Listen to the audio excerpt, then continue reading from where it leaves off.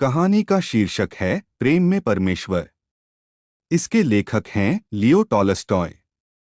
किसी गांव में मूरत नाम का एक बनिया रहता था। सड़क पर उसकी छोटी सी दुकान थी।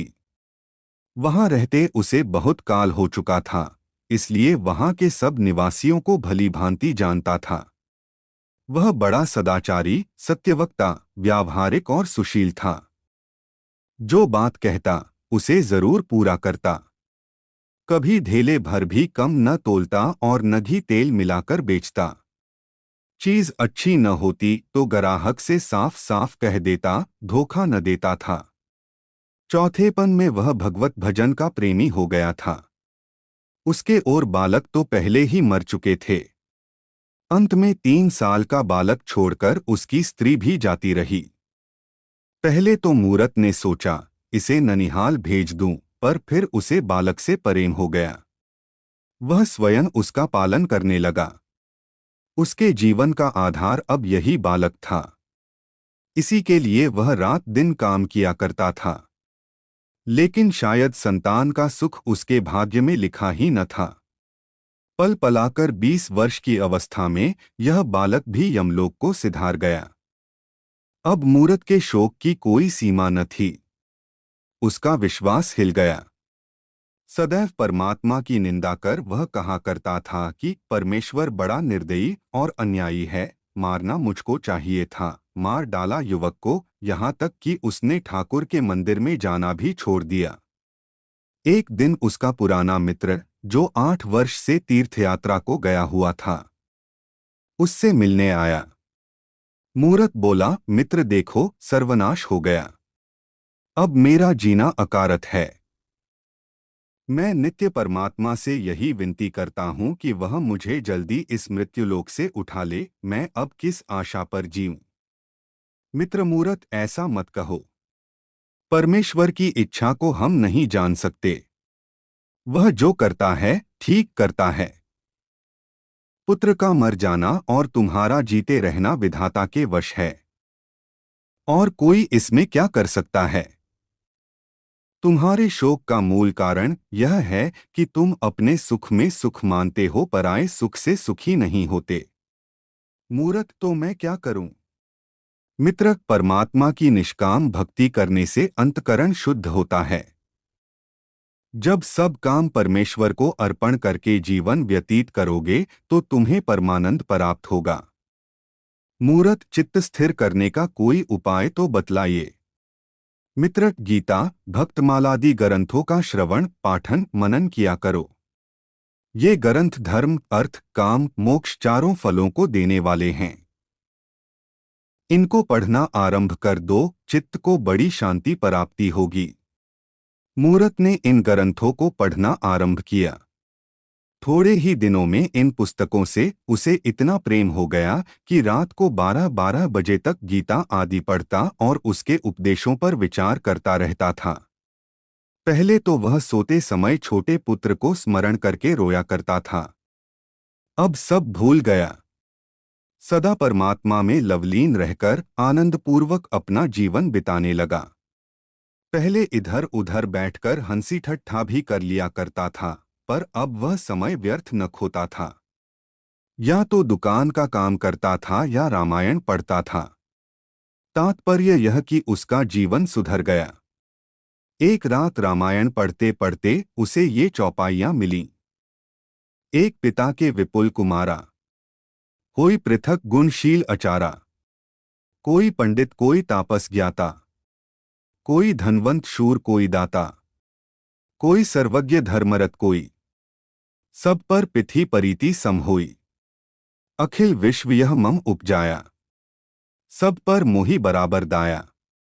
मूरत पुस्तक रखकर मन में विचारने लगा कि जब ईश्वर सब प्राणियों पर दया करते हैं, तो क्या मुझे सभी पर दया न करनी चाहिए? तत्पश्चात सुदामा और शबरी की कथा पढ़कर उसके मन में यह भाव उत्पन्न हुआ कि क्या मुझे भी भगवान के दर्शन हो सकते हैं। यह विचारते विचारते उसकी आंख लग गई। बाहर से किसी ने पुकारा, मूरत, मूरत, देख, याद रख, मैं कल तुझे दर्शन दूंगा। यह सुनकर वह दुकान से बाहर निकल आया। वह कौन था? वह चकित होकर कहने लगा, यह स्वप्न है अथवा जागृति, कुछ पता न चला। वह दुकान के भीतर जाकर सो गया। दूसरे दिन प्रातःकाल उठ पूजा पाठ कर दुकान में भोजन बना मूरत अपने काम धंधे में लग गया, परंतु उसे रात वाली बात नहीं भूलती थी। रात्रि को पाला पड़ने के कारण सड़क पर बर्फ के ढेर लग गए थे। मूरत अपनी धुन में बैठा था। इतने में बर्फ हटाने को कोई कुली आया। मूरत ने समझा कृष्णचंद्र आते हैं। आंखें खोलकर देखा कि बूढ़ा लालू बर्फ हटाने आया है। हंसकर कहने लगा, आवे बूढ़ा लालू और मैं समझूं कृष्ण भगवान, वाहरी बुद्धि। लालू बर्फ हटाने लगा। बूढ़ा आदमी था। शीत के कारण बर्फ न हटा सका। थककर बैठ गया और शीत के मारे कांपने लगा। मूरत ने सोचा कि लालू को ठंड लग रही है, इसे आग तपा दूं। मूरत, लालू भैया यहां आओ, तुम्हें ठंड सता रही है, हाथ सेंक लो। लालू दुकान पर आकर धन्यवाद करके हाथ सेंकने लगा। मूरत भाई कोई चिंता मत करो, बर्फ मैं हटा देता हूं। तुम बूढ़े हो, ऐसा न हो कि ठंड खा जाओ। लालू, तुम क्या किसी की बाट देख रहे थे? मूरत, क्या कहूं, कहते हुए लज्जा आती है। रात मैंने एक ऐसा स्वप्न देखा है कि उसे भूल नहीं सकता। भक्तमाल पढ़ते पढ़ते मेरी आंख लग गई। बाहर से किसी ने पुकारा। मूरत, मैं उठकर बैठ गया। फिर शब्द हुआ, मूरत मैं तुम्हें दर्शन दूंगा। बाहर जाकर देखता हूं तो वहां कोई नहीं। मैं भक्तमाल में सुदामा और शबरी के चरित पढ़कर यह जान चुका हूं कि भगवान ने प्रेम वश होकर किस प्रकार साधारण जीवों को दर्शन दिए हैं। वही अभ्यास बना हुआ है। बैठा कृष्णचंद्र की राह देख रहा था कि तुम आ गए। लालू, जब तुम्हें भगवान से प्रेम है तो अवश्य दर्शन होंगे। तुमने आग न दी होती तो मैं मर ही गया था। मूरत, वाह भाई लालू, यह बात ही क्या है। इस दुकान को अपना घर समझो। मैं सदैव तुम्हारी सेवा करने को तैयार हूं। लालू धन्यवाद करके चल दिया। उसके पीछे दो सिपाही आए। उनके पीछे एक किसान आया। फिर एक रोटी वाला आया। सब अपनी राह चले गए। फिर एक स्त्री आई। वह फटे पुराने वस्त्र पहने हुए थी। उसकी गोद में एक बालक था। दोनों शीत के मारे कांप रहे थे। मूरत, माई बाहर ठंड में क्यों खड़ी हो? बालक को जाड़ा लग रहा है, भीतर आकर कपड़ा ओढ़ लो। स्त्री भीतर आई। मूरत ने उसे चूल्हे के पास बिठाया और बालक को मिठाई दी। मूरत, माई तुम कौन हो? स्त्री, मैं एक सिपाही की स्त्री हूं। 8 महीने से न जाने कर्मचारियों ने मेरे पति को कहाँ भेज दिया है, कुछ पता नहीं लगता। गर्भवती होने पर मैं एक जगह रसोई का काम करने पर नौकर थी। जो ही यह बालक उत्पन्न हुआ, उन्होंने इस भय से कि 2 जीवों को अन्न देना पड़ेगा, मुझे निकाल दिया। 3 महीने से मारी मारी फिरती हूं। कोई टहलनी नहीं रखता। जो कुछ पास था सब बेचकर खा गई। इधर साहूकारिन के पास जाती हूं। स्यात नौकर रख ले। मूरत, तुम्हारे पास कोई ऊनी वस्त्र नहीं है। स्त्री, वस्त्र कहाँ से हो, कुछ दाम भी तो पास नहीं। मूरत, यह लो लोई, इसे ओढ़ लो। स्त्री, भगवान तुम्हारा भला करे। तुमने बड़ी दया की, बालक शीत के मारे मरा जाता था। मूरत, मैंने दया कुछ नहीं की, श्री कृष्णचंद्र की इच्छा ही ऐसी है। फिर मूरत ने स्त्री को रात वाला स्वप्न सुनाया। स्त्री, क्या अचरज है, दर्शन होने कोई असंभव तो नहीं। स्त्री के चले जाने पर सेब बेचने वाली आई। उसके सिर पर सेबों की टोकरी थी और पीठ पर अनाज की गठरी। टोकरी धरती पर रखकर खंभे का सहारा ले वह विश्राम करने लगी कि एक बालक टोकरी में से सेब उठाकर भागा। सेब वाली ने दौड़कर उसे पकड़ लिया और सिर के बाल खींचकर मारने लगी। बालक बोला, मैंने सेब नहीं उठाया। मूरत ने उठकर बालक को छुड़ा दिया। मूरत, माई क्षमा कर, बालक है। सेब वाली, यह बालक बड़ा उत्पाती है। मैं इसे दंड दिए बिना कभी न छोड़ूंगी। मूरत, माई जाने दे, दया कर। मैं इसे समझा दूंगा। वह ऐसा काम फिर नहीं करेगा। बूढ़ी ने बालक को छोड़ दिया।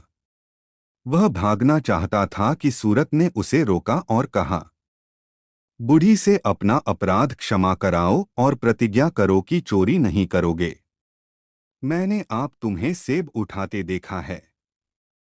तुमने यह झूठ क्यों कहा? बालक ने रोकर बूढ़ी से अपना अपराध क्षमा कराया और प्रतिज्ञा की कि फिर झूठ नहीं बोलूंगा। इस पर मूरत ने उसे एक सेब मोल ले दिया। बूढ़ी, वाह वाह, क्या कहना है। इस प्रकार तो तुम गांव के समस्त बालकों का सत्यानाश कर डालोगे। यह अच्छी शिक्षा है। इस तरह तो सब लड़के शेर हो जाएंगे। मूरत, माई यह क्या कहती हो? बदला और दंड देना तो मनुष्यों का स्वभाव है, परमात्मा का नहीं, वह दयालु है। यदि इस बालक को एक सेब चुराने का कठिन दंड मिलना उचित है, तो हमको हमारे अनंत पापों का क्या दंड मिलना चाहिए। माई सुनो, मैं तुम्हें एक कहानी सुनाता हूँ। एक कर्मचारी पर राजा के 10,000 रुपए आते थे। उसके बहुत विनय करने पर राजा ने वह ऋण छोड़ दिया। उस कर्मचारी की भी अपने सेवकों से 100-100 रुपए पावने थे। वह उन्हें बड़ा कष्ट देने लगा। उन्होंने बहुतेरा कहा कि हमारे पास पैसा नहीं, ऋण कहाँ से चुकावे। कर्मचारी ने एक न सुनी। वे सब राजा के पास जाकर फरियादी हुए। राजा ने उसी दम कर्मचारी को कठिन दंड दिया। तात्पर्य यह कि हम जीवों पर दया नहीं करेंगे तो परमात्मा भी हम पर दया नहीं करेगा। बूढ़ी, यह सत्य है, परंतु ऐसे बर्ताव से बालक बिगड़ जाते हैं। मूरत, कदापि नहीं। बिगड़ते नहीं, वरन सुधरते हैं। बूढ़ी टोकरा उठाकर चलने लगी कि उसी बालक ने आकर विनय की कि माई, यह टोकरा तुम्हारे घर तक मैं पहुंचा आता हूं। रात्रि होने पर मूरत भोजन करने के बाद गीता पाठ कर रहा था कि उसकी आंख झपकी और उसने यह दृश्य देखा। मूरत, मूरत, मूरत कौन हो? मैं लालू, इतना कहकर लालू हंसता हुआ चला गया। फिर आवाज आई, मैं हूँ। मूरत देखता है कि दिन वाली स्त्री लोई ओढ़े बालक को गोद में लिए सम्मुख आकर खड़ी हुई। हंसी और लोप हो गई। फिर शब्द सुनाई दिया, मैं हूँ। देखा कि सेब बेचने वाली और बालक हंसते हंसते सामने आए और अंतर्धान हो गए। मूरत उठकर बैठ गया। उसे विश्वास हो गया कि कृष्णचंद्र के दर्शन हो गए, क्योंकि प्राणी मात्र पर दया करना ही परमात्मा का दर्शन करना है।